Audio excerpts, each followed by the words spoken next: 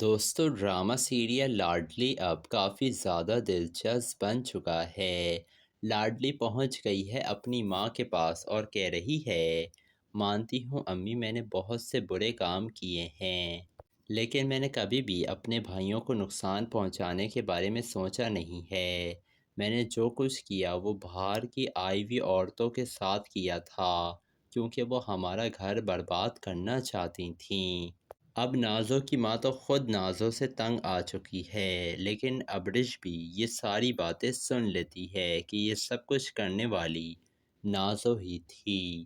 دوسری طرف ارسل عمر کو سمجھا رہا تھا اور کہہ رہا تھا، بھائی تم صرف نازو کی باتوں پر بھروسہ مت کیا کرو، یہ تو دیکھو مریم بھابی کے ساتھ اس گھر میں کتنا ظلم ہوا، لیکن پھر بھی انہوں نے اپنے بھائی کے سامنے ہماری عزت رکھی نا، اسے کہتے ہیں بہن اور گھر کی بیٹی۔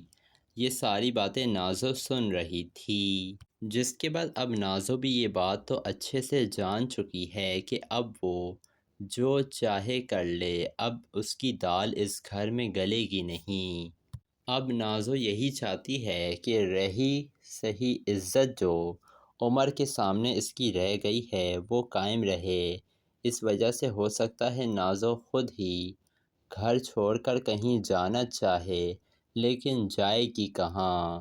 روحان تو خود بھی اب اس کے ساتھ رہنا نہیں چاہتا ہے اور کوئی نازو کو اپنے گھر میں رکھنے کے لیے بھی تیار نہیں ہوگا۔